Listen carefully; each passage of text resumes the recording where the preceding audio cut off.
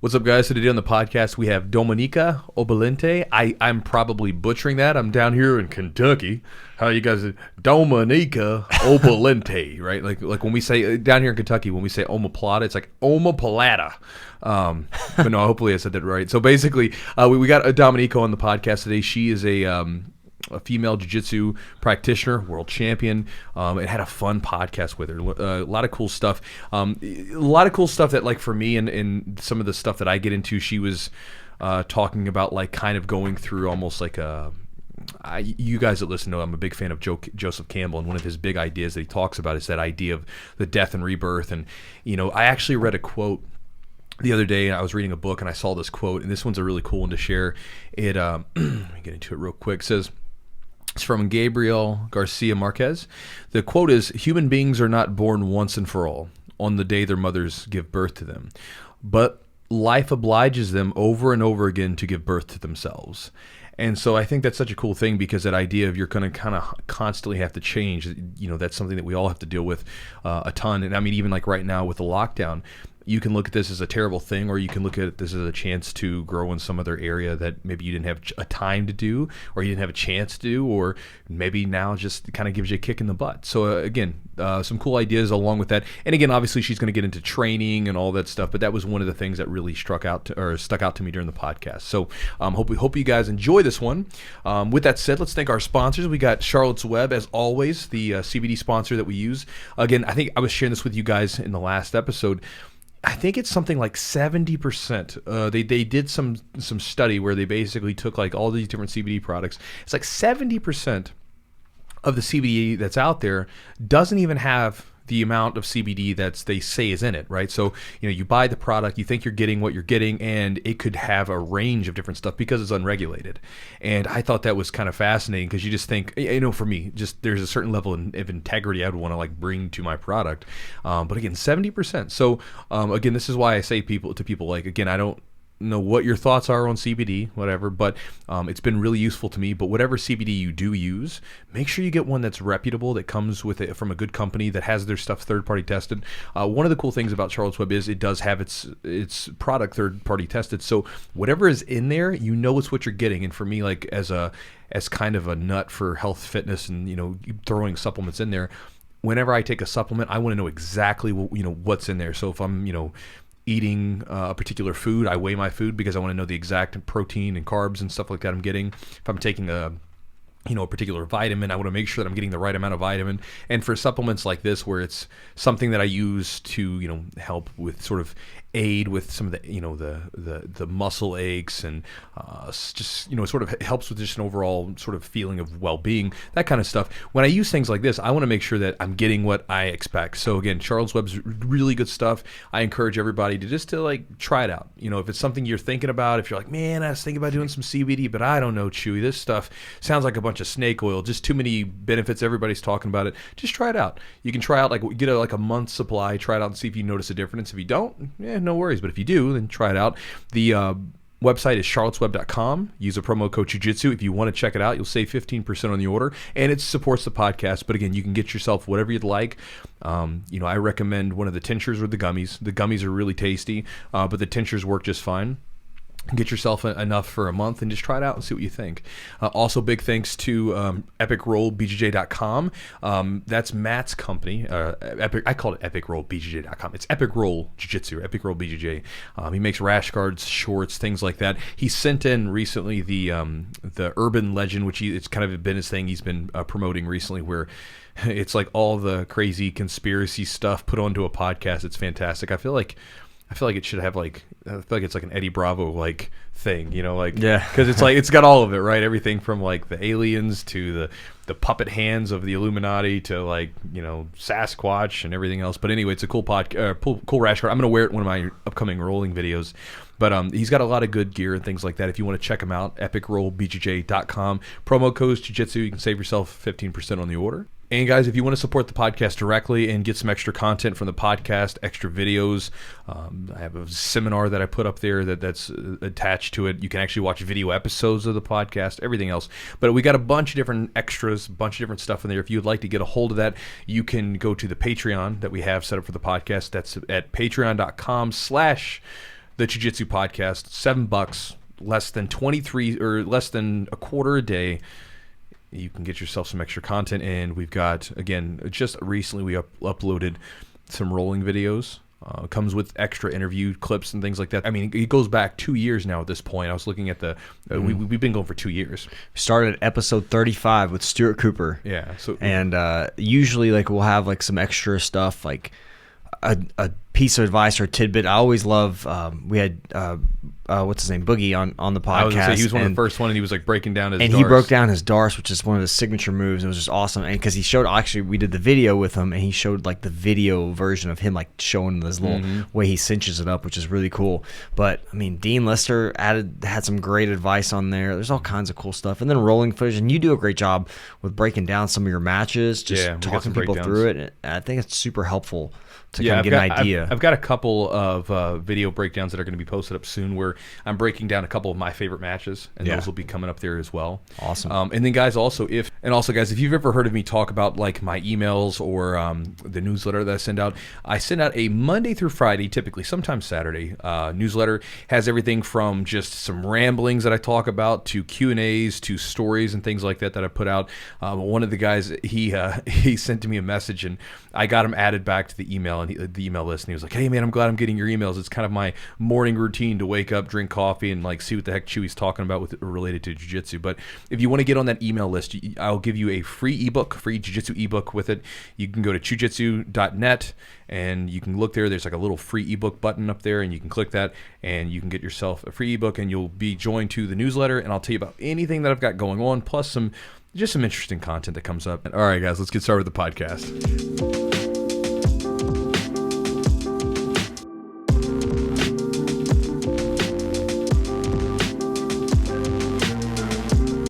How's everything going? Everything's going great. How are things going with you guys? Going well. Are you up in New York? Yes, sir. Yeah. What's happening down there or up there? Lots of not great things. Everything is relatively closed. I can't even remember what phase we're on, but my mind is basically like, if martial arts gyms aren't open, then like nothing is happening. Everything is dead. But we've got outdoor seating now for restaurants and things like that. Cool. Small training sessions happening here and there. I was just looking at your stuff. Actually, it's interesting that, so you came here came to the States when you were 6, correct? Yes. And so yes. I was born in Russia, and I came to the States when I was 6 as well. I was like, that's kind of cool. No way, Eugene. Yeah. Yes, that's right. Yevgeny, that's my name in Russian, by the way. Yevgeny. Yes, beautiful. Yeah, do you, so the language you guys, is it Lithuanian, I guess, is the language you guys speak? It is. It's Lithuanian. Okay. I wonder how close. Yeah, it's its own language. It's kind of close. Close to Russian? If you give me a couple of words in Russian, I'm sure there are a couple in Lithuanian that are the exact same, just plus AS at the end. Oh, okay. Yeah, I played soccer with a lot of Bosnian guys, and there's some similarities in Bosnian. Not much, but you can kind of tell the language kind of sounds the same, even though it's very, different different words. Sure. Russian and Lithuanian have a lot of intersectionality in terms of the language, for sure. Yeah. Is there a reason like your family came to the States? Yeah, so my family or my parents were growing up around communism in the USSR and the Soviet Union, and there were not a lot of job prospects for anyone really that made good money and essentially made you enough money to support a family. And my mom didn't want to be a doctor in Lithuania. She wanted to kind of set out and make some real money and support her family on her own. So she decided that the best place to make a living as a doctor would be the States. So she moved to New York. She applied for residencies all over, and she received residency in New York, and she just decided to go with New York as her kind of place of staying. That's awesome. How hard was it for them to get over here during the time where you obviously had the USSR and then you had the United States? I'm sure it wasn't just like, I'm just going to go catch a flight and we're good. Yeah, it's pretty damn difficult. Most people that left at around the time did so because they won the green card lottery. Yeah. So once in a while, you'd like rifle through different names of applications, and then some person would be chosen to like land themselves over in a different country, and that's what happened to us, kind of. Yeah, we spent like 2 weeks in Austria and then 9 months in Italy. So it's kind of, so my parents, like my dad was an engineer by trade. My mom was a kind of like a switchboard operator, like some kind of education in that. And so they basically had to farm. When we were in Italy, they because you can't really speak the language. You're only there for a short amount of time, so you just kind of make money how you can. And like they would farm like watermelons and all kinds of crazy stuff. So that's incredible. Yeah. Yeah, my parents had a rough starting in the States. My mom was living with like really weird people that just happened to be like Lithuanian or happened to know somebody that was Lithuanian that were like, yeah, stay in my basement for like $200 a month. Sure thing. And my dad had to work as like a construction worker for, obviously, like he was an immigrant at the time, so nobody was paying immigrants anything. He's making like $6 an hour. Yep. So my parents were really started from the bottom. Yeah. I had a little bit of an advantage. My grandparents came in like 10 years before we did, or 15. 10 years. They came in 79. We came in 89. So they came here. So they had a little bit of kind of already set down roots a little bit in the States, but similar thing, you know, communism and opportunity. Like everybody lived, you know, in Russia, everybody lives together. Everybody's like in, you know, little apartments, and there's just not much opportunity to be like, hey, we're going to train jiu-jitsu for a living or a career or whatever that is. It's like that was never a thing. It's like, you know, you're going to get a job, and a good job, whatever that means, be a doctor or a lawyer or a dentist. My parents always wanted me to be a dentist for some reason. Yeah. Everyone in my family are doctors or dentists. There was literally no option. You become a professor of like medical studies or like a history professor or a doctor. Those are your only choices. There's no such thing as jiu-jitsu. There's no such thing as like respecting anybody that did martial arts. Like martial arts or jiu-jitsu only started to become a thing when I was around like 15. I think when I was 16, I did my first seminar in Lithuania at a local like sports club, and the guy who was in charge of it, my dad told me, he was like, yo, this guy is like a really big gangster. He's like, watch out. He was like one of the scariest, most dangerous men in Lithuania when I was like growing up, when my dad was growing up. He was like, so like respect him. He's a big deal. And then I did the seminar at his gym, which was like a Muay Thai gym, a karate gym. It was like all things combined. But there were a lot of guys there that did jiu-jitsu or like just grappling. And I did the seminar for them, and all the guys like were questioning everything I was doing because everything is like still super kind of sexist over there. They're like, this move doesn't work. You have to prove it to me that it works. So I trained with all of them. Had these massive like Lithuanian dudes, and I specifically made it a point to do moves that I showed them to show them that they work. And everybody kind of respected me afterwards. And that really dangerous head honcho gangster guy gave me this package after class, and I was like, what's this? He's like, oh, I know your birthday's coming up. Here, this is for you. And he bought me like a stuffed lion because I'm a Leo, and like a ton of chocolate. I was like, you're not so hard. You're a cool guy. I respect. He was probably scared you're gonna choke him out. Probably. No, I'm kidding. Now, how did you get? Definitely not. He probably was ready to stab me afterwards. Oh. Now, where did you get started with your training in jiu-jitsu? I got started in a small kind of local gym in New Jersey called Performance BJJ. It was an RGDA affiliate at the time. I believe it's Gracie Humaytai now. It was run by this guy named Luis Vintaloro, who is very randomly was, or I think still is, in a band with Salo Ribeiro. They're like really good friends, and Luis plays either guitar or bass, and Salo, I think, does drums. Super random and very strange. That was my first gym experience. It was like a pretty small gym, a lot of cops, a lot of like New Jersey, like rough and tough kind of guys. I started out with kids classes there. One of my main training partners in the kids classes was Gianni Griffo's younger brother, Christian, who no longer trains. So we kind of got our start there. And that's kind of how, at Luis Vintaloro's is how I met JT Torres, who became one of my kind of primary mentors at the time. I was taking privates with JT when he was like a 15-year-old blue belt, and I was an 11-year-old white belt. So it's a pretty funny how those connections were made. I also met Jay Hayes there, who's also a longtime friend of mine who owns NJ United Jiu-Jitsu in Jersey. And when those two guys decided to leave to Team Lloyd Irvin, that's when I kind of joined Team Lloyd Irvin as well, and then branched off into all other kinds of training avenues from there on. So where did you train at Lloyd's? So where did you, like, because I know you've trained at a few different places. How was the training at Lloyd's, and then where else did you train along the way? So to say that I was like training consistently at Lloyd's would be a lie. I represented the team for sure, but the whole primary reason why I joined Team Lloyd Irvin was because JT and Jay went there, but also because there was a girl that trained at Lloyd's named Array Alexander, who's now a black belt and is still like a high-profile competitor. Her and I would meet up at Nagas all the time. I was competing on a monthly basis, and she was somebody who would always beat my ass, like raw. I really could barely score any points against her. She would always submit me or like run right through me as soon as I pulled guard. And my dad would always, he would always try to come up with different strategies for me to use against her, and none of them worked. And then he was like, you know what? You need to train with this girl. Like, if JT and Jay are going to that place, they see merit there, and she trains there, you should probably train there too because they have something to offer you. So we only went down to Lloyd's maybe 2 or 3 times because Lloyd's is all the way in Baltimore, Maryland, and we were still living in Jersey at the time. But along the way, JT would come back home, then I would just kind of train one-on-one with JT, either at his house or at like another friend's gym. I was training a little bit with Will Van Horniff, who's not like a really high-profile name. He's an actor and like an ex-MMA dude.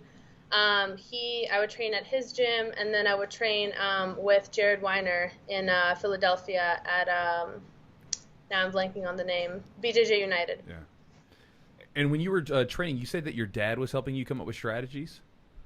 Yeah, so my dad kind of very early on appropriated the coaching role in my jiu-jitsu journey. He is the person that told me to start martial arts in the first place because I was getting bullied in 2nd grade.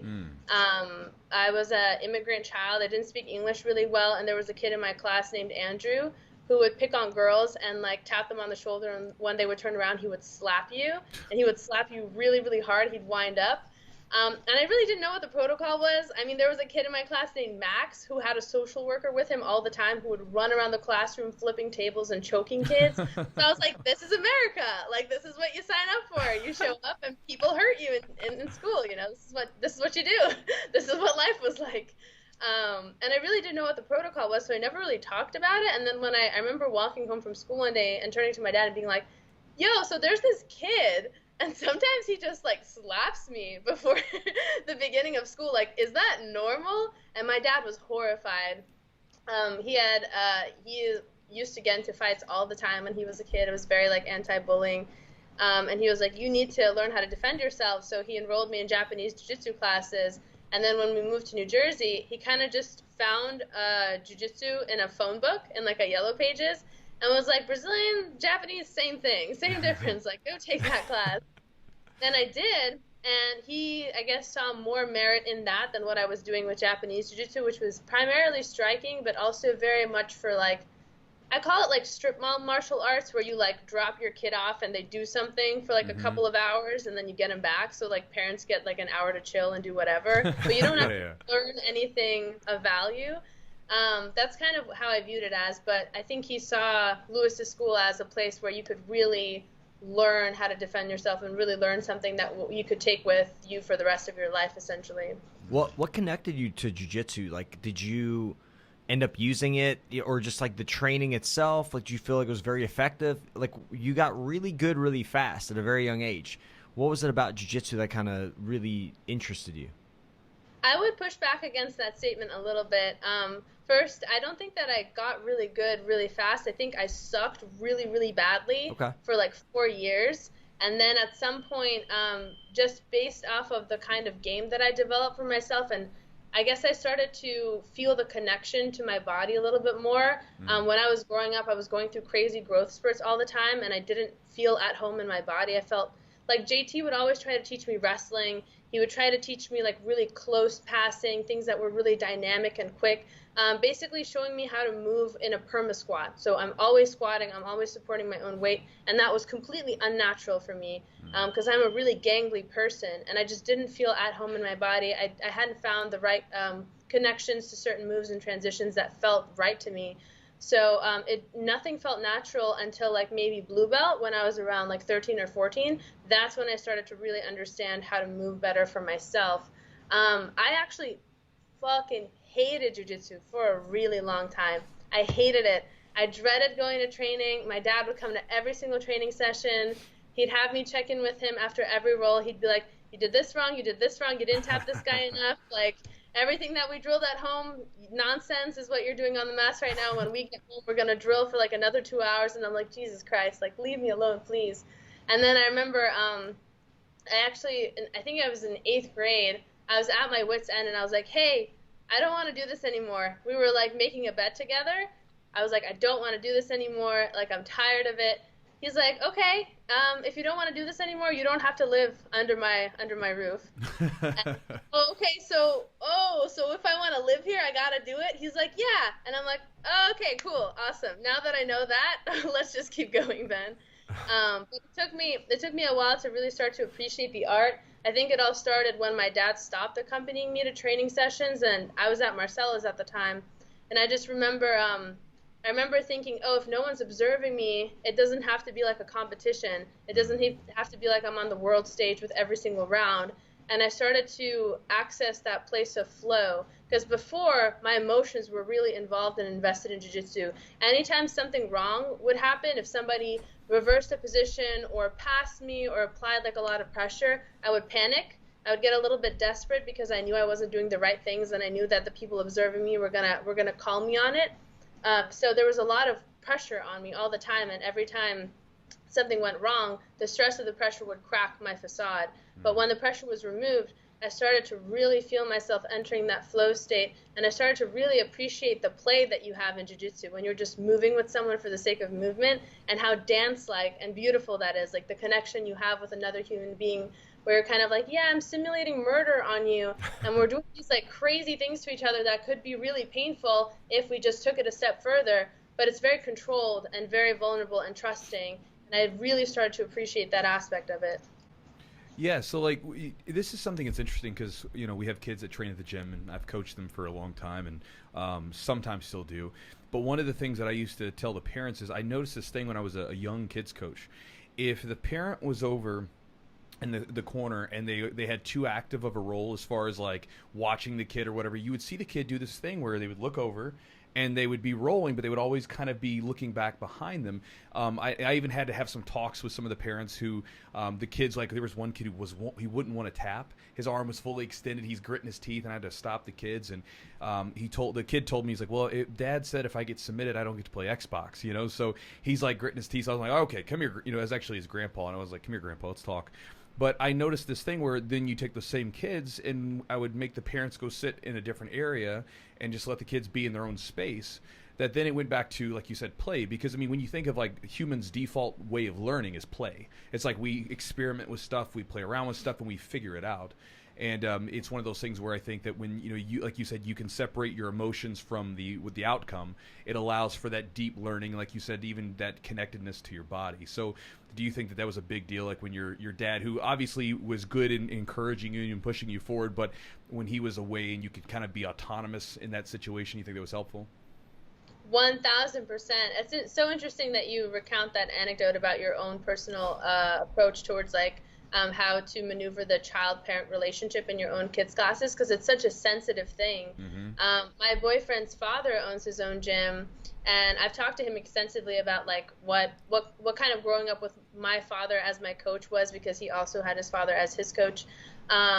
He referenced his father not allowing parents to kind of coach their kids, and if they wanted to, or if they grew aggravated and started to kind of like just kind of be a little bit too intense with their kids, he would tell them, okay, if you want to do that, go ahead and put on a gi and shrimp back and forth on the mat. Like just see what it takes to do shrimping like on the mats. And most parents after doing that were like, okay, I'm never opening my mouth again. Like that was way harder than I anticipated it to be.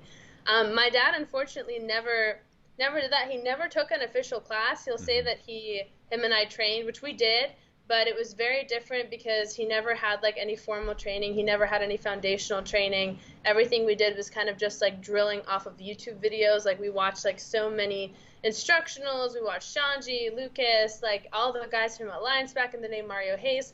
We watched a shit ton of instructionals and just drilled on one another kind of.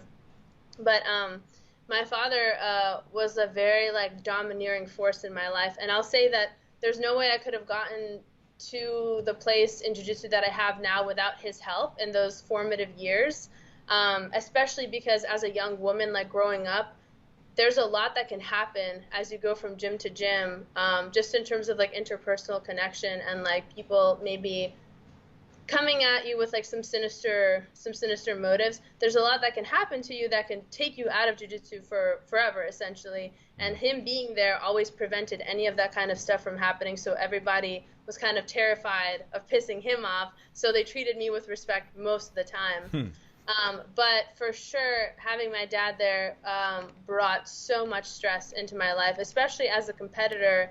He was at his most like heightened, intensive, and aggressive state when I would be at big tournaments, especially Worlds. And there were times where I would have to be like, listen, if I lose this weekend, it's because of you, because you're stressing me out so much. Like, I need to keep my own nerves at bay. I need to focus on what I'm about to do.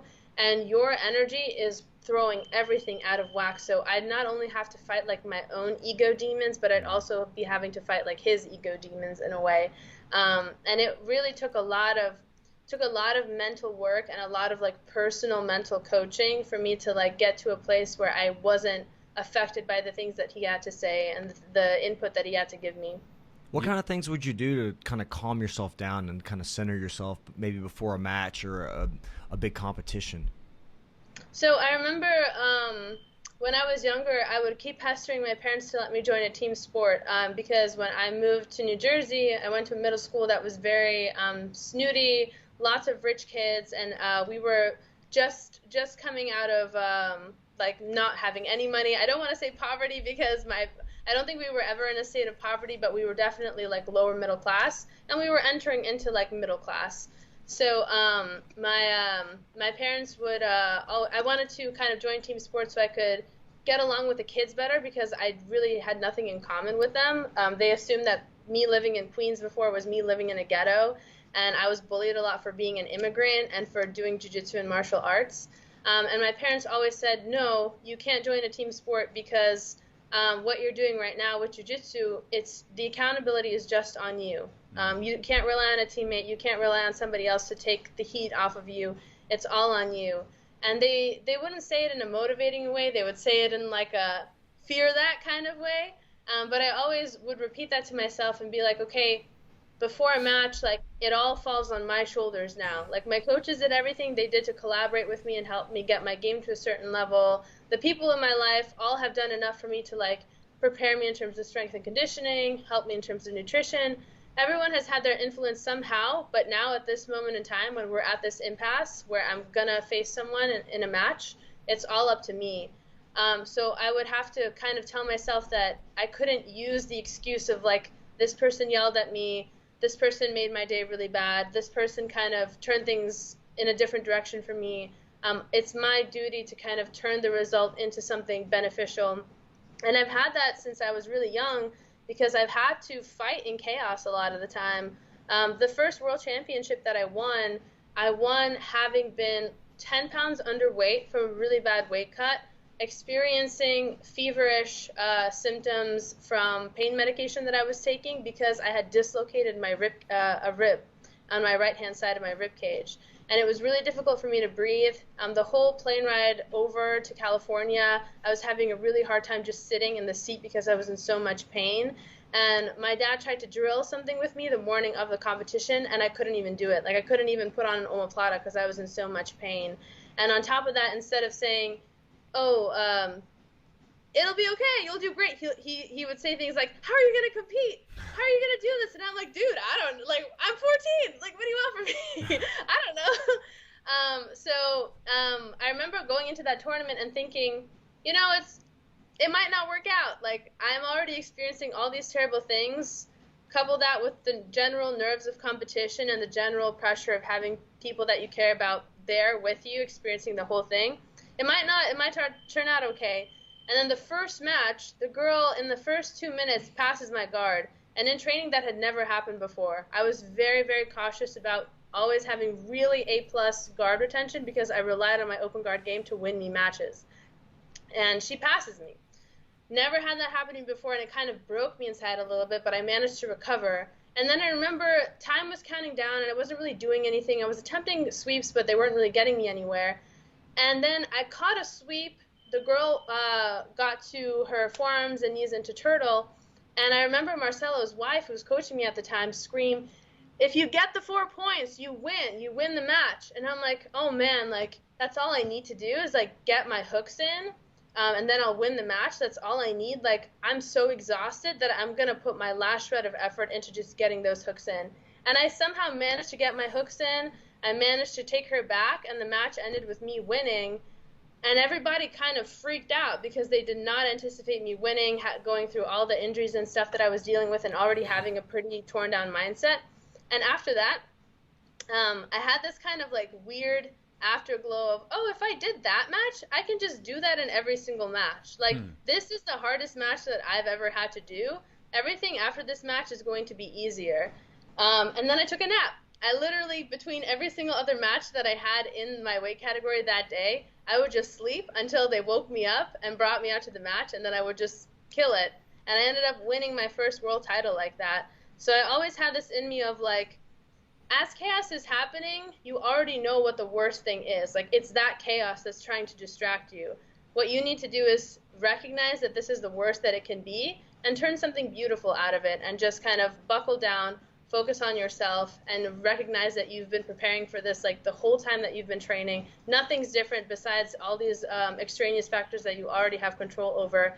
Just think about the win. Just think about pushing forward, putting one step after the other, and just going, and it'll all work out in your favor. It's interesting. How did you kind of overcome like the pain and all that? Was it just an adrenaline thing, you know, having a really bad rib injury and probably feeling really depleted? You see people do that all the time. Like we were talking about Michael Jordan, you know, he had like the flu game or whatever. He got really bad food poisoning, and he had like a really great game. So like something about competition brings that out. What was that for you? I think most of the time when you're in the actual zone, it's probably adrenaline. And then afterwards you're like, oh my God, I feel disgusting. Like I feel like I'm dying and I need to be rushed to a hospital immediately. But in the middle of the match, you're like, everything's fine. Rib injury? What? It doesn't exist. No pain here. But I have competed most of the time injured or at least in some kind of chronic pain, either recovering from a surgery or recovering from spraining something like weeks prior. The worst experience of acute injury I had in a tournament was at I believe my second year at the Pan Americans. I was in the final against Samela Shohami in my weight division, and I remember that tournament. I made kind of a promise to myself to be a more exciting fighter. I remember watching Gary Tonin extensively at the time and being like, that guy knows how to put on a show. He's not just trying to go for the win. He's risking a lot and accepting the risk in favor of creating a match that sets the tone for excitement for the audience. And I was like, I want to be that. I'm tired of just being somebody that wins all the time through strategy and risk aversion. I want to be the type of person that encourages the audience to pay attention to me because I'm exciting and vibrant. And I remember I was beating Samela by a lot of points, and I just started hunting for submissions everywhere I could. And I threw on a triangle from mount, and she flipped me over. And I grabbed hold of my shin to secure the figure four, and when I pulled my shin, my kneecap dislocated, and I sprained my LCL. So as I pulled my shin in, I let out a little shriek, like a little yelp, and Samela looked at me like all bug-eyed, like, verbal tap? You got verbal tap right there? And I was like, no, keep going. I locked in the triangle, and I was in so much pain. My whole leg had gone like kind of numb and had like pins and needles going through it.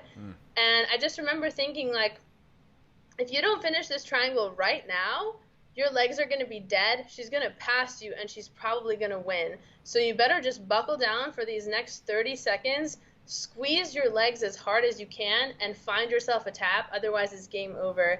And I remember that just being totally logical, like no emotion in that at all. It's like, the faster you tap her, the closer you will be to paramedics and pizza. Just like hold down for 30 seconds, haul ass, and you'll be fine. And that's exactly what happened. And afterwards, after she tapped and I won, I just like grabbed hold of my leg and just cried in pain.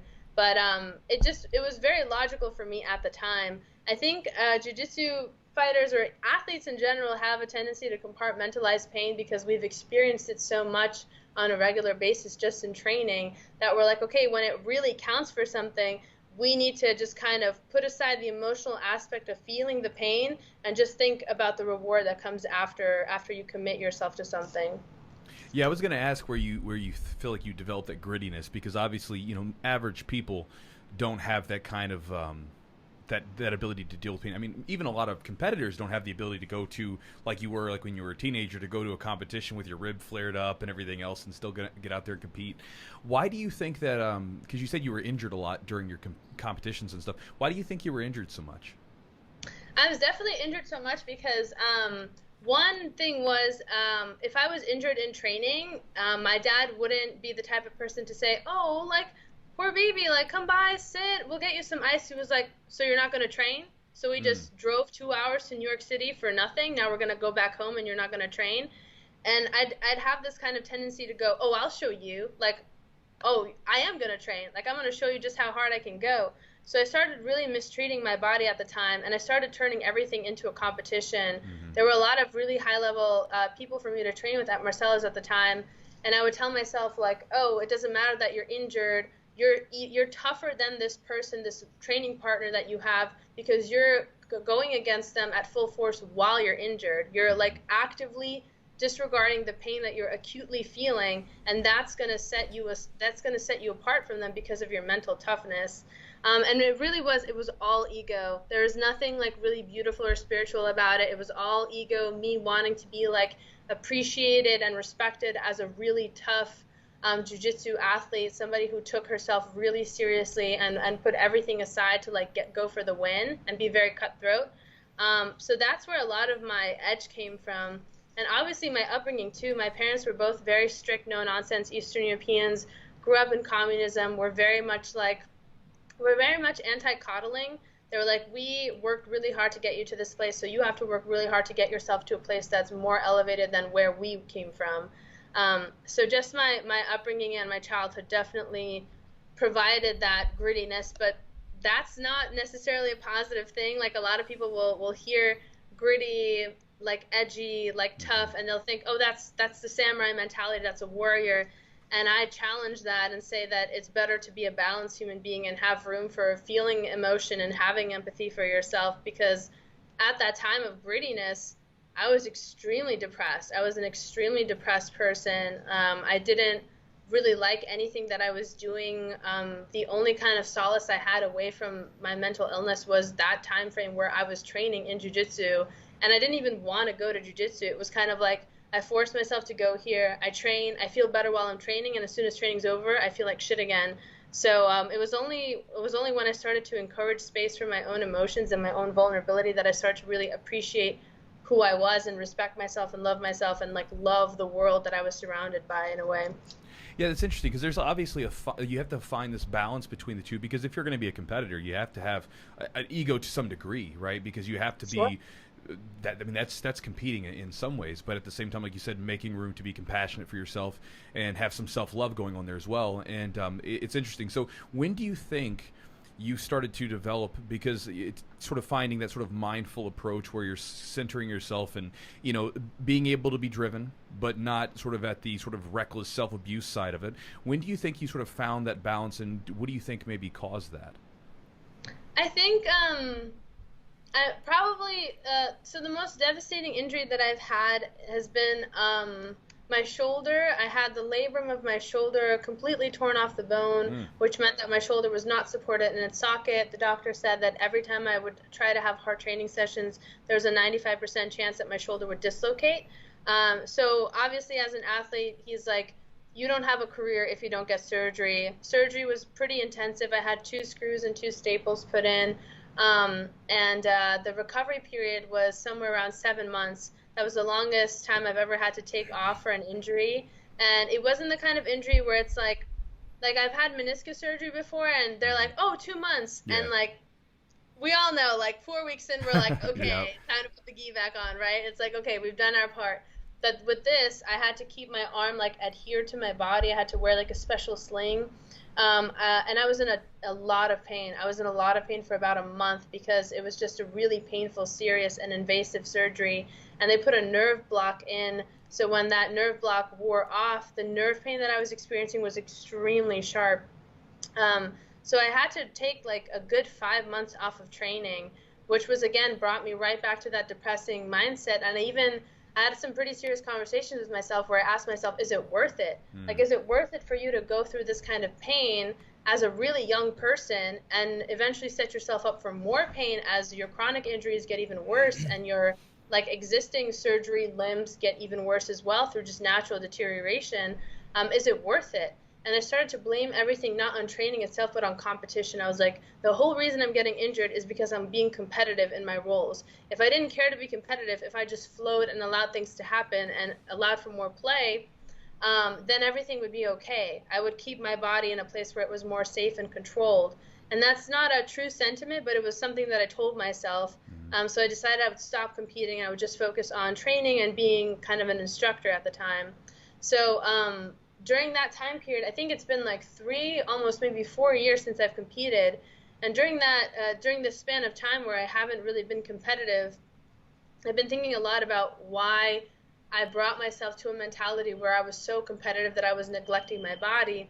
And a lot of it has to do with the fact that I was competing for all the wrong reasons. And I say this very liberally because I know that these reasons might really matter to other people. But for me, I believe that the most important thing that a human being can do in their life is kind of learn more about themselves and where they come from, and learn kind of what it is that they're really meant to do for their own personal growth and development.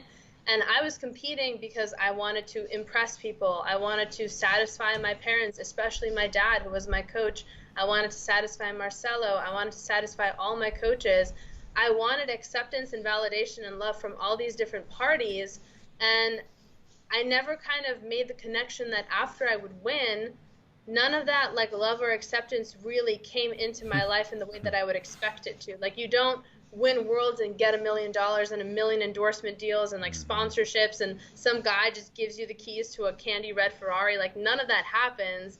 You don't just get showered in love and gifts and appreciation. You kind of just go about your day. And I realized that the formula that I had in my head of like work really hard for material accomplishments and then people will like you didn't really work. It was just leading me into spirals of self-doubt and depression. And I realized that what I really had to do was focus on myself and understand what it is that made me happy and what would lead me naturally to a place that was like more nurturing of self-acceptance. And that was being an instructor and taking some time off competition. And then when I started noticing my students competing, that's when I had a natural inclination to return to the competitive field, because I started to understand that if I were to do it again, it would come from a place of wanting to be challenged. It would come from a place of seeing that my game is really, really good and troubling and taxing for people to engage with. So why wouldn't I want to put myself up against people who are just as good at the things that I do and see what I look like and see how challenged I am and see where they exploit my weak spots? Yeah, it's interesting. Like listening to that, you know, I feel like I've myself and a lot of other competitors have competed for a long time. You know, you go through this thing where I feel like in the beginning you almost have to you prove something to yourself, whatever that goal was, right? And then you get it, and like you said, you're expecting there to be something special at the end of that sort of path, and then you get it, and you're like, oh, there's nothing else here. And then it makes you sort of change things. But I feel like at the same time that you have to almost get to that point because you had to prove to yourself that I am this good. But then it allows you to shift from this competing for ego, competing for, like you said, material things, and then competing for simply the joy of doing it because you know you're that good. And again, it sort of fosters an ability for self-love. And, you know, I'm a big fan of a guy named Joseph Campbell. I like some of his work, and he has this whole idea about the death and rebirth. You know, and I feel like, you know, we all go through that periodically where maybe it was an injury, maybe it was a tournament loss, maybe it was something, but something sparks this sort of whole transformation that makes you sort of take on a different perspective towards everything. I totally vibe with what you're saying. It's this whole concept that I've been playing around with for a really long time. The metaphorical suicide, metaphorically killing yourself to make room for a new self to grow and foster. I've been doing that for the last like 2 years just as a human being. In terms of like finding natural pathways for growth and development. And jiu-jitsu is really, it's one of those things where it's like a microcosm for the greater world at hand. And it's so useful in developing those kinds of skills because you really are, as an instructor, you really are kind of party to being this like this like hierarchical like king of your kingdom, right? And you have the power to make all these different decisions and all these choices, and you really have the power, especially somebody that came from an upbringing where I was always yearning and reaching for love and acceptance and material wealth. You really have the opportunity to say, oh, I'm going to exploit the hell out of these people. Like these people that came to learn from me, I'm just going to exploit everything that they have to offer me and just feed myself and like feed all these like terrible notions that are just feeding a bottomless pit essentially. But instead you choose to kind of see how you can grow yourself. And one of the coolest things about being an instructor is having students come up to me and say, have you seen this before? Like maybe something that you've shown or maybe something that Selfquestioning has shown. And I'm like, no, I haven't seen that before. Let's go over it together and let's see how that would be useful. And kind of having an ego check and being like, I really don't know everything. Even as a world champion, even as a 4-time black belt world champion, I don't know everything, and there will be people that will humble me. And boy, wouldn't it be exciting if that kind of humbling situation happened on a world stage where things really matter and all eyes are trained on you. Wouldn't it be a really cool ego experiment in that way? Do you feel like being an instructor, being a teacher to people, like is that? Do you feel like that's helped you kind of fall back in love? I don't know if you fell out of love with jiu-jitsu, but maybe helped you appreciate and kind of love jiu-jitsu again, just because you had a different role and it wasn't so much about you as kind of about the students and bringing up others? 1,000%. Being an instructor has been one of the most greatly rewarding things of my life. I feel like I really feel like personal accountability is something that I learned from that. I kind of tried to pay attention to all the different kinds of instructors that I've had over my 14 years of training and see where they failed. Like I've been to a lot of schools, some of them much better than others, some environments much healthier than others, but every school has some flaw about them, and I always try to pay attention to what that is. And one of the biggest flaws of most academies I noticed is an idle instructor or an instructor that's just checked out and is going through the motions. They're like, okay, I don't really plan for my classes. I don't really want to expand my current knowledge base. Because I'm a black belt, I know everything that I know everything that I know. I don't need to expand on anything. I don't need to be challenged. I just need to be a figurehead for people and kind of show people what to do and tell them what to do and have them listen to me. And the ego check that I received from being an instructor was incredible. Like actually training with people that were purple belts, brown belts, people that were lower belts than I, people that were not world champions, and having them put me in dicey situations make me be like, oh, whoa, like that's really unexpected. I'm supposed to kind of have my shit together in every realm, and that's just not true. Like I'm never going to be as talented at Baron bowling as the Meows. I'm never going to be as talented at passing as JT in his like signature kind of knee cut heaviness method. But I am really, really good at the things that I'm really good at. So why don't I take this time as an instructor to be really good at teaching my students how to learn rather than teaching my students how to have a very specific jiu-jitsu game or how to just like be a very specific kind of practitioner, give them the tools that they need to build their own jiu-jitsu arsenal of techniques. And if I fail for whatever reason, give them resources to find someone else that can maybe like uplift them to where they need to be. So kind of getting back to what you were talking about as a coach, because I was in a similar situation where, I mean, not a similar situation, but I had a similar experience where I trained at a couple different gyms, ended up leaving those gyms, and then eventually when kind of I guess you'd say the coaching torch was passed to me to run the gym, I ended up in a situation where I was like, okay, like there's some things that I liked from the coaches and there's some things I didn't like. And like you said, I was kind of creating this concoction of trying to sort of be intentional about the way that I coached to make sure that I was giving the guys a good experience because I wanted to avoid the bad things that I went through. What were some of the reasons why, and if it's too personal, you don't have to talk about it, but I was curious about like what made you change gyms? Because for me, like I was going into situations where one of the gyms I left, which is just like you said, the guy was literally checked out, where the one day I came back, I had been working like a really crappy shift for like 3 months. I come back to the gym. I was super excited to be there, and it was back when I was fighting mixed martial arts, and we had the whole MMA team going. And class ended up being where the coach was literally, no kidding, was on the laptop like doing something and was just like yelling like commands at us, like telling us what to do, but like we're just running through drills. And I'm like, I was like, we basically are running the class ourselves at this point where there's no coaching. But for you, like what made you like switch different gyms? Because I know you've trained at a few different places. Yeah, so the whole reason that I left kind of, Marcelo's is the big one, obviously, that everyone always references when they're talking about me leaving gyms. I definitely left Marcelo's not because of anything that really Marcelo was doing or any of the kind of instructors that were my instructors were doing. The environment just wasn't healthy for me at the time. There was a group of people that I don't really feel like getting into names or anything like that, but those people like are no longer really at the gym. I was having issues with them just from like an interpersonal thing. Like there was a personal history with some of the guys, and they were making me being at the gym very difficult for me. I remember just going to the gym every single day, and I remember like before I would get really, really excited before training. I'd be like so amped up. I had like a whole itinerary of things that I wanted to do and wanted to practice, and I was so excited to learn and really like be a part of the grind. And then when all that stuff started to come about, I just remember feeling like sinking feelings in my gut every time I would come to the gym. And I felt this thing of like, oh, I'm not respected here. Like I feel so uncomfortable trying to come to the gym. I'm not respected. This place that was my family and seemed like my home is now a place that I really dread going to. So it just was like, it was really bizarre how things changed for me, how quickly an environment that was so successful and perfect for me turned into something that was that I dreaded essentially going towards all the time.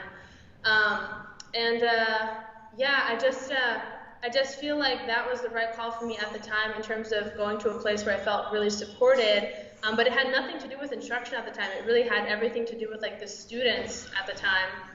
And then in terms of Fabio's and everything else, I went to Fabio's as a natural it was a natural step for me after Marcelo's because gym was not super far away. I had connections at the time with some of the team there. They definitely supported me in some supplemental training when I was preparing for Worlds when I was still competing, and then I received the job offer there.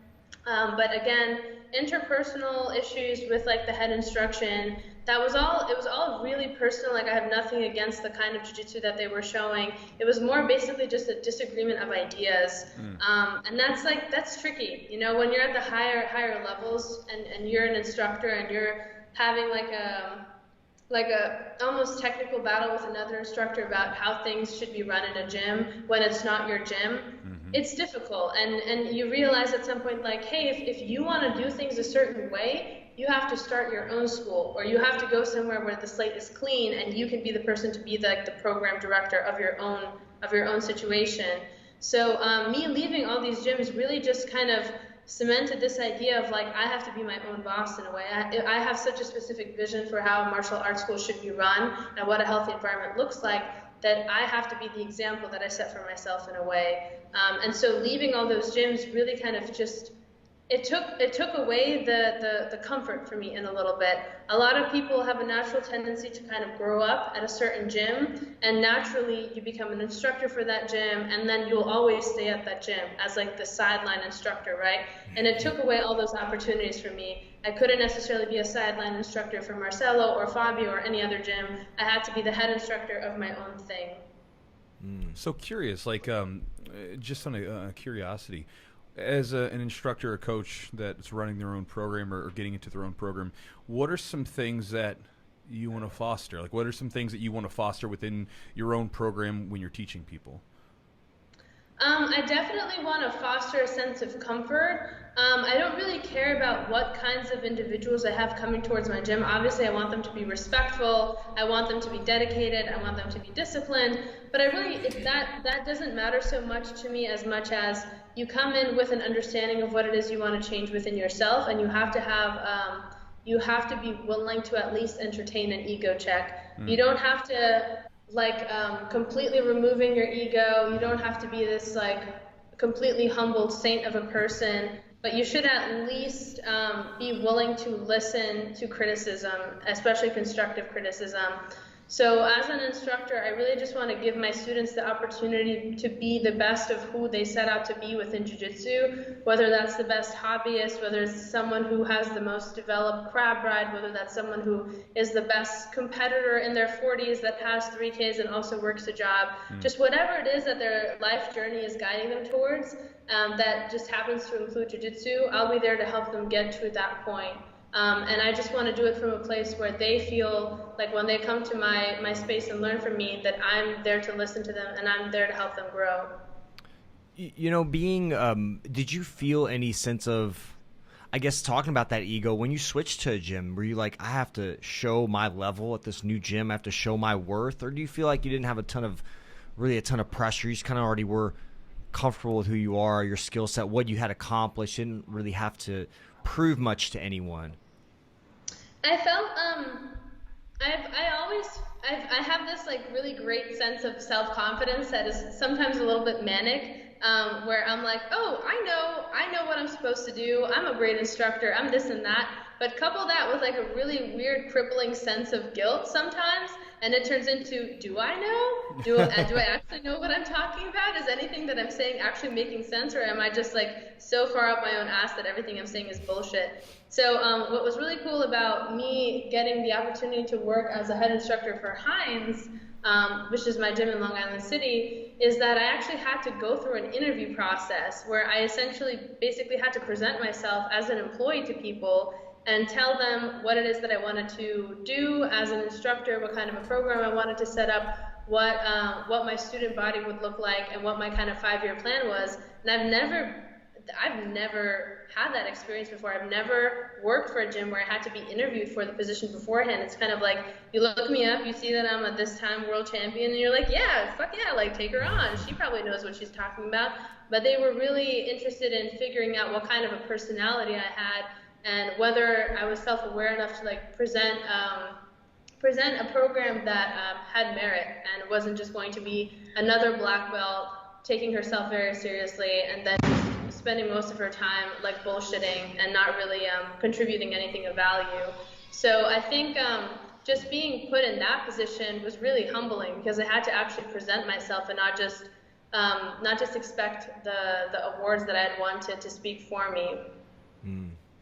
The self-questioning nature, I think, is an important thing because you were saying like this confidence, but at the same time this guilt or whatever. But I think I feel like fewer, like not enough people question themselves, right? Like, you know, like, because I do that all the time. Like, I'll even like when I do a video, sometimes I'll like do the video and then afterwards I'll sit down sometimes and I'll like, well, do I really believe what I'm saying in this thing? And I'll have to like rethink it through and like either I've deleted whole videos or changed them, or even with like techniques, I've had students come in and say, Chewy, why are we putting the arm this way? And then like I'm sitting there like talking to them, like, I don't know. I have to think about that for a while, you know? So I think maybe it's a good quality that you have is like a self-questioning thing, because I feel like some people don't have that. Some people are just like, I'm the shit and just that's the way it's going to be and whatever.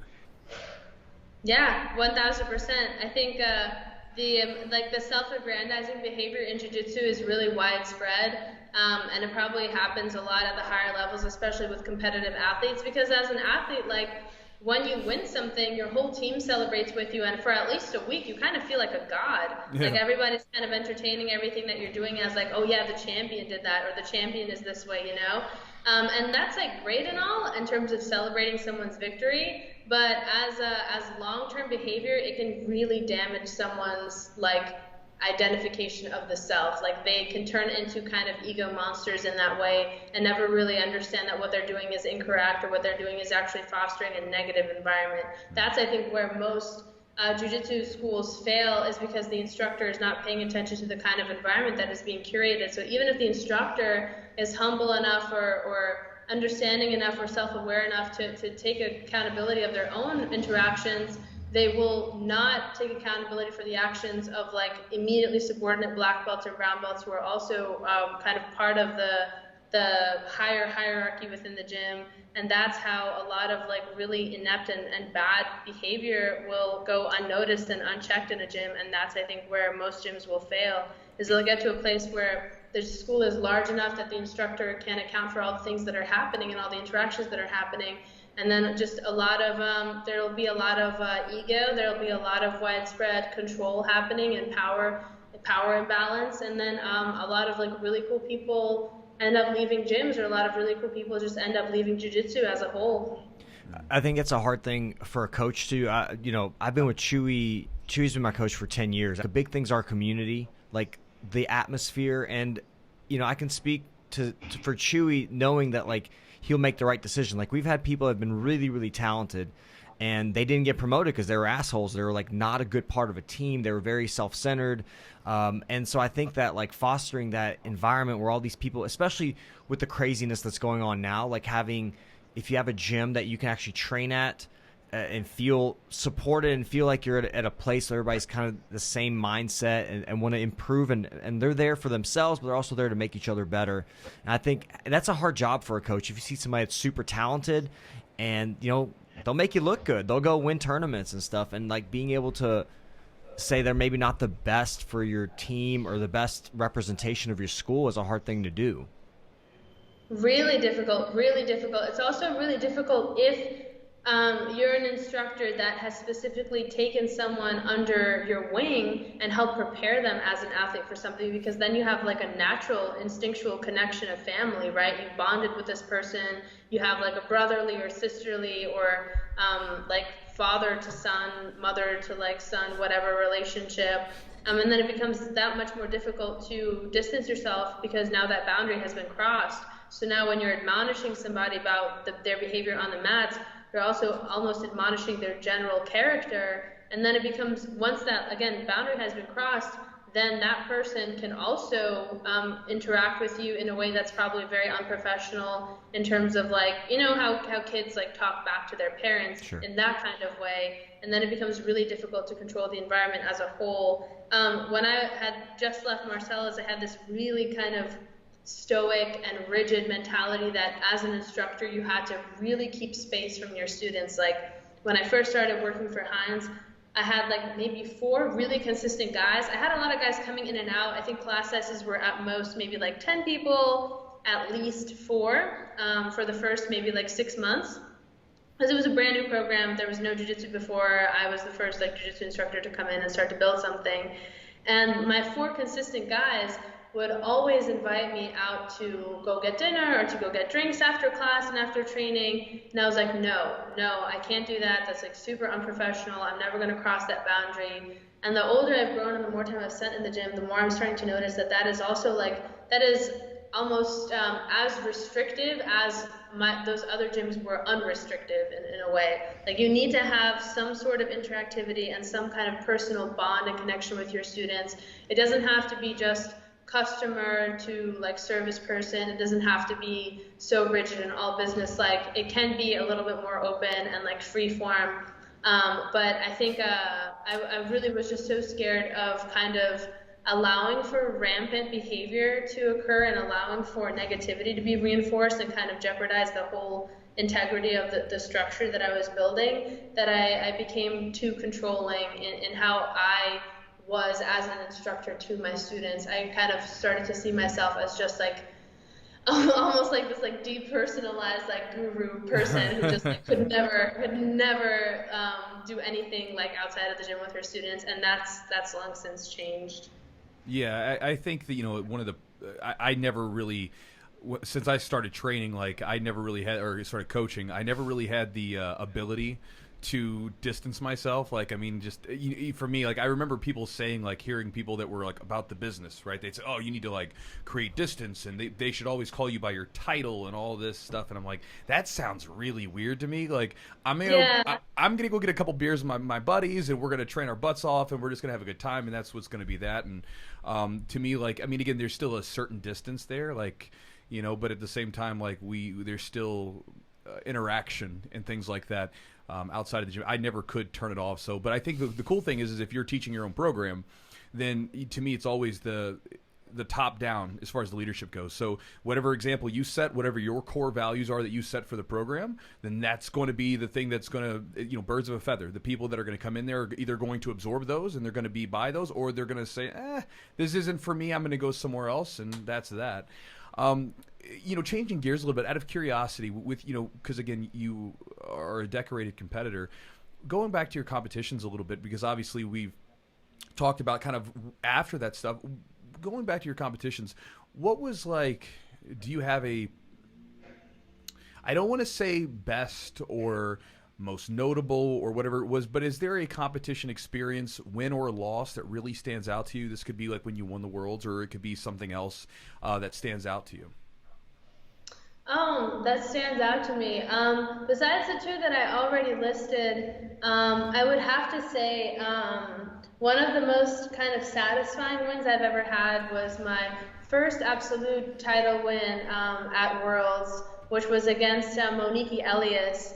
And for those that don't know, Monique and I had a really fierce rivalry that like started when we were purple belts, because we were in the same weight division, and we were always matched up against each other in absolute and our weight. And we were both long-legged ladies. Her husband at the time, who I don't think she's married to anymore, was Mario Hayes. And she had this very gnarly De La Hiva omoplata game, which was exactly kind of like my game, but in just like her approach was very different in terms of setting up those positions. And we'd always go back and forth. I'd win a referee decision, she'd win by an advantage. I'd win by 2 points, she'd win by 2 points. It was very, very back and forth and very, very kind of caustic in that nobody really knew where the match was going to go. And then my first year at Black Belt, Monique and I happened to match up in the finals. And I kind of knew in my heart that this was going to be it in terms of our rivalry. Like, it would really cement whether or not, like, I was the person that was going to be the grandstanding winner of all the times we've ever competed against each other, or if she was to be that. Because I'm pretty sure this was her, like, last official... She wanted to go into fashion, she wanted to go into working for a corporation, she was moving away from jiu-jitsu, so I'm pretty sure it was her last kind of official competitive kind of go for. And in the match, everything started off like relatively evenly, as it always had, and I just remember telling myself that I would have to win by either a large margin or by submission to really cement my stance against her.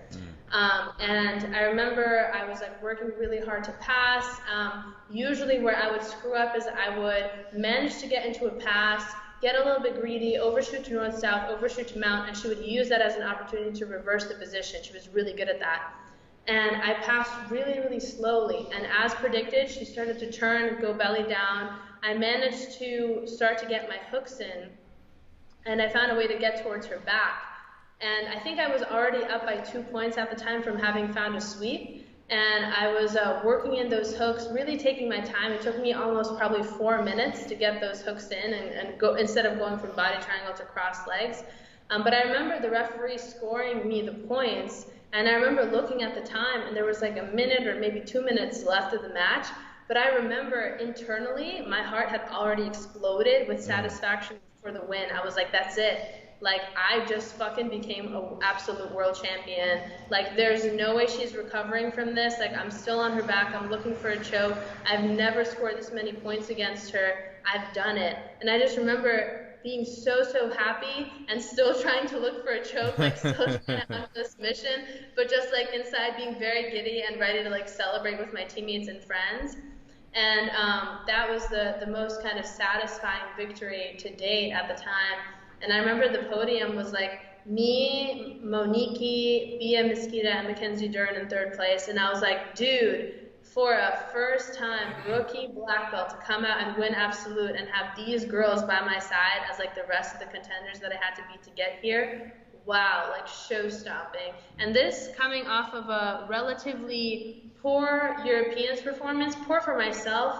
Nobody showed up in the heavyweight division, so I got automatic gold there, which doesn't count for anything. And then the absolute, I had my first official black belt matchup against Mackenzie Dern, who had beat me before twice at blue belt, who I also had kind of a rivalry with, but our size difference made it so that it was a little bit less kind of important to me.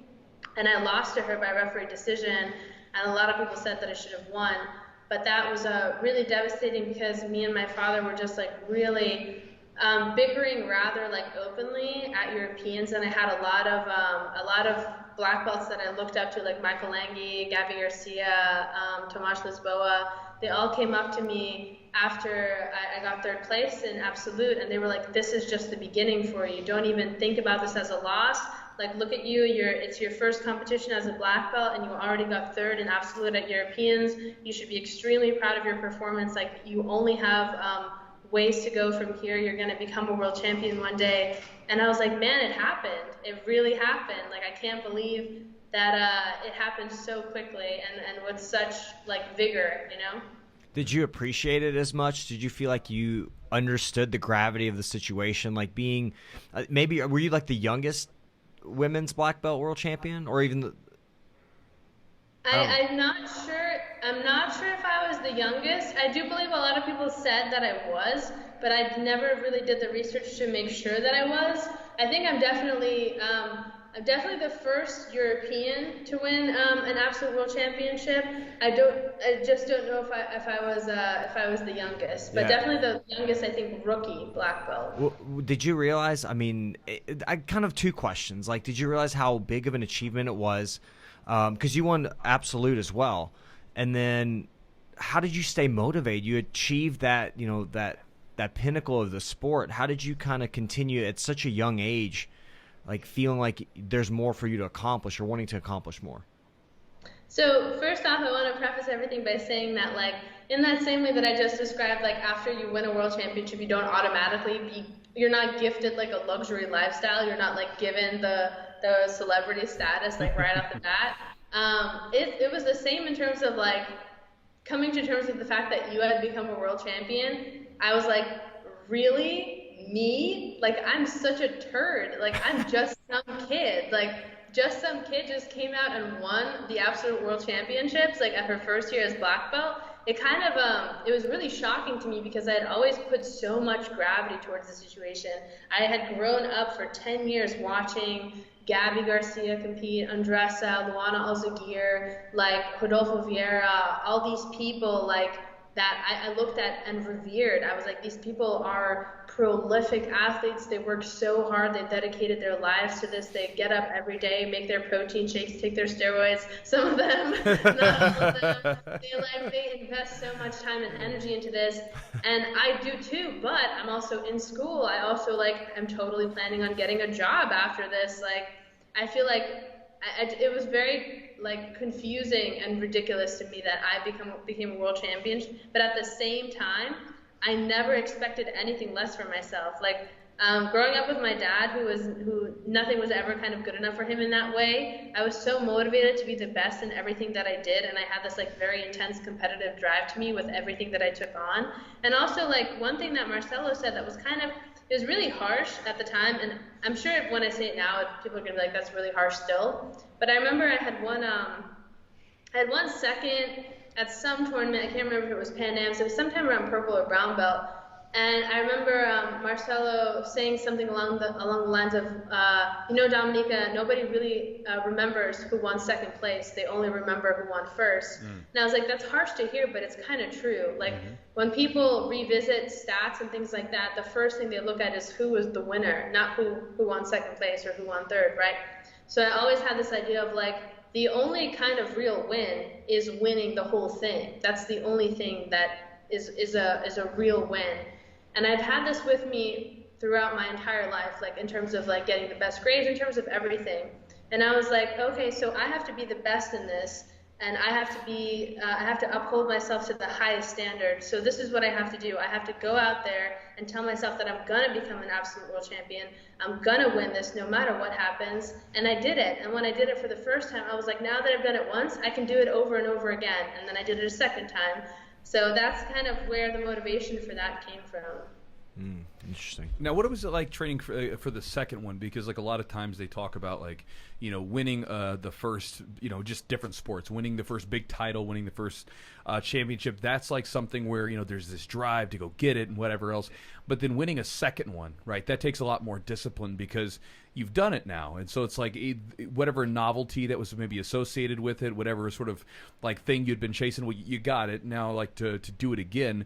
What was it like training for that second one? Was it different in some ways? Did it require more discipline for you to get because this childhood dream that you had been accomplished and now you were trying to do it again? I think it definitely required a little bit more discipline, especially at the time because I was going through just more serious things. I was switching I was thinking about leaving Marcelo's. I was looking at other schools to switch into. There was a lot of interpersonal drama happening in my life at the time, so it was more difficult to focus. But training was the same. I never really made a lot of big adjustments in terms of how I approached the training. But I will say that I think I was a little bit less prepared my second year than I was the first, just because a lot of things were in conflict with my preparation, my mental preparation, not physical. How do you feel so you're almost 25 now. Those were about what 4 or 5 years ago that you, or a little longer even than that.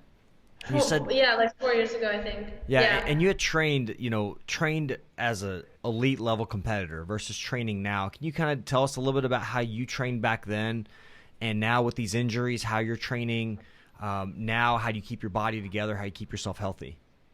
So I always, I think, operated at a deficit no matter what I did. I was always either training underslept because I was always at school. I was always training under stress because of like assignments, working on getting into college, and once in college working on like doing well in my classes. Always commuting places, so losing time in terms of like having time for rest and recovery, not eating correctly. Now I finally figured out how to balance my diet. I've been vegetarian for I believe like the last almost like year and a half. And that really put my diet and nutrition under control. I have access to consistent training and consistent training partners, and I had this like really huge goal set out for myself to go back into competition full time. And what I was going to do for myself was organize training for myself at larger gyms and with specific training partners that I know can challenge me to the highest extent to help prepare me for things. So that was the whole plan in terms of coming back towards competition. But obviously because of Corona and all that, everything's been a little bit postponed at the time. Also, I do have to go, and I don't want to cut you guys short, but I also want to have time to like leave room for an exit strategy. Awesome. Yeah.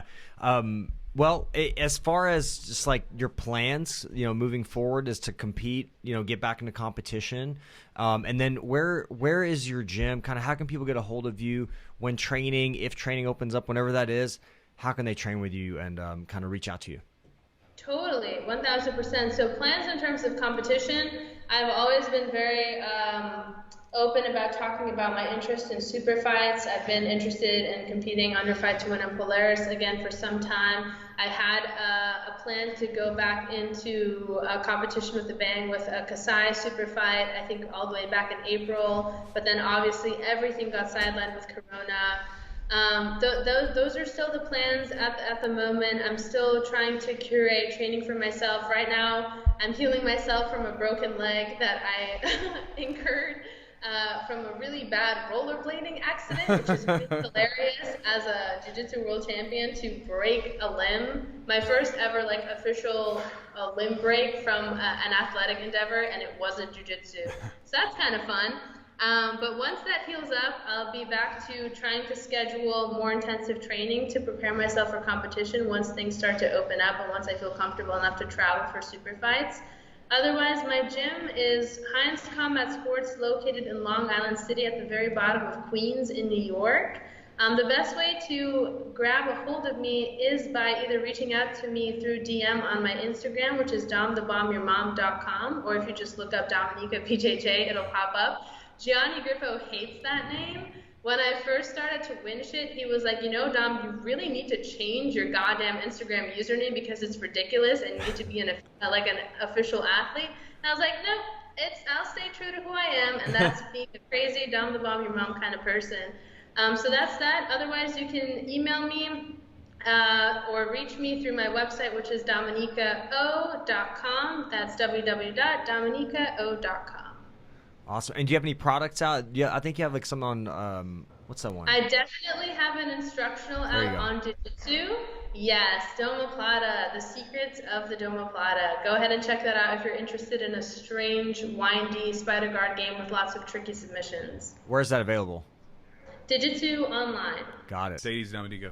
Thank you. Bye. Thank you so much. Speak soon. All right, guys. So I hope you enjoyed the podcast. I feel like I was rambling in the intro, so we're going to keep this outro short. Hope you enjoyed it. If you guys like the podcast, subscribe, like us, leave some positive reviews or give us some stars, like lots of stars. We like stars. 5's good. 5 stars. I hear 5 is the best.